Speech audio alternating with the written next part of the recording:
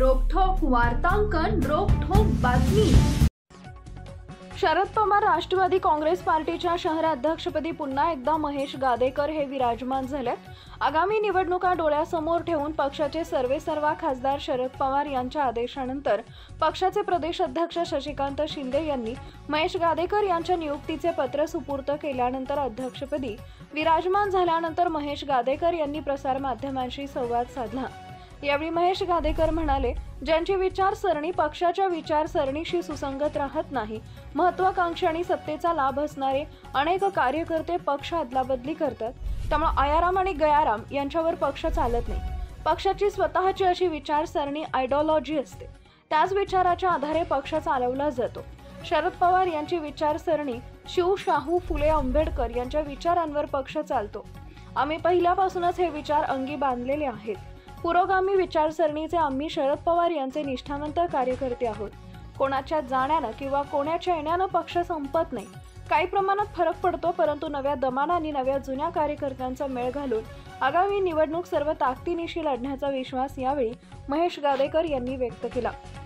दरम्यान प्रसार माध्यमांच्या प्रतिनिधींशी वार्तालाप करताना विचारलेल्या प्रश्नांना मुद्देसूद उत्तर देताना गादेकर यांनी जुन्या कार्यकर्त्यांचा तसेच नव्या इच्छुकांचा आदर करत सर्वांचे विचार एकसंघ करून त्यातून मार्ग काढावा लागतो, त्यासाठी चातुर्य लागतं, परंतु काही जणांमध्ये हे चातुर्य नसतं, त्यामुळे पक्षांतर्गत कुरघोड्या आणि राजकारण सुरू होतं, असा टोलाही त्यांनी पक्ष सोडून गेलेल्या पदाधिकारी कार्यकर्त्यांना लगावला।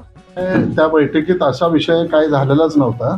तिथं असा विषय झाला होता की मागच्या वेळेस का आघाडी झाली नाही, आता का आघाडी झाली नाही हे गेलं ना 2017 नंतर आज 9 वर्ष झालेत। आता आम्ही पुढे आलोय, मागं कोण आम्ही चुका केलेत का काँग्रेस पक्षाने चुका केलेत हे महत्त्वाचं नाही। आज मी म्हणाल्याप्रमाणे शिव, शाहू, फुले, आंबेडकरांचा विचार पुढे न्यायचा असेल तर आम्हाला एकत्रच यावं लागेल आणि आमचं भूमिका माझ्या पक्षाची निश्चितपणे सगळ्या भारतीय जनता पक्ष सोडून सगळ्याला एकत्र करून काम करण्याची आणि मतविभागणी होऊ नये याच्यासाठी आम्ही प्रयत्नशील राहू। साहेब 26 प्रभागामध्ये आपल्याकडे पोलिंग एजंट नाही आहे, बूथ एजंट नाही आहे, कार्यकर्त्यांची फ्री नाही आहे, काँग्रेसकडे ती सगळी यंत्रणा आहे। काँग्रेस तुम्हाला कशावर मनगोटीवर घेईल, कशा खांद्यावर घेईल तुम्हाला? नाही, हे कसं आहे, अजून याबद्दल आमची भूमिका मी तुम्हाला सांगितले, परंतु आमच्या अजून त्याबद्दल बैठका झालेल्या नाही। बैठका झाल्यावर त्यावेळेस आणि बूथ यंत्रणा नाही वगैरे असं नाही, आता होते मधल्या काळात काय कमी जास्त होत राहते। संघटनेत इलेक्शन आल्यावर त्या इलेक्शनच्या मोडवर लोक येतात, तसं आम्ही पण येऊ आणि निश्चितपणे चांगला रिझल्ट देऊ। मी पक्षाकडे माझ्या पदाची मागणी केलेली नाही।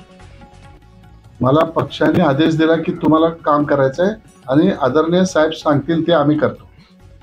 राहिली दुसरी आव्हाने म्हणताना आव्हान हेच आहे की जे भारतीय जनता पक्षाने ह्या शहरात गेल्या 7-8 म्हणून ज्यावेळेस 5 वर्ष ते 17 ते 22 होते सत्तेत आणि त्यानंतर प्रशासन लावलेलं आहे आणि प्रशासन सुद्धा भारतीय जनता पक्षाच्या म्हणजे मुख्यमंत्र्याच्या इशाऱ्यावर काम करते। तर आपण 9 वर्ष त्यांचीच सत्ता भोगली आहे आणि आम्ही पाहिलेलं आहे की पाण्याचा प्रश्न असेल, बऱ्याच गोष्टीच्या त्यांच्या पक्षातल्या 2 आमदारांची भांडणं असतील, हा त्यांचा विषय आहे, परंतु त्याच्यामुळं महानगरपालिकेकडे त्यांचं टोटली दुर्लक्ष झालेलं आहे। ती घडी नीट बसावी आणि महापालिकेत चांगलं नवीन बॉडी यावी आणि ती चांगली काम करणारी बॉडी येण्यासाठी आम्ही प्रयत्नशील असू, तेच आमच्यासमोर आव्हान।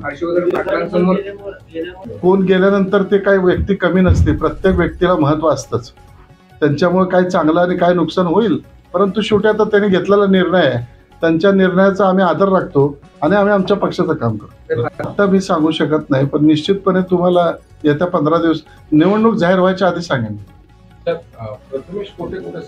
महाराष्ट्रातील महत्त्वाच्या आणि ताज्या बातम्या पाहण्यासाठी आमच्या जय हो न्यूज चॅनलला सबस्क्राईब करा आणि बेल आयकॉन प्रेस करा।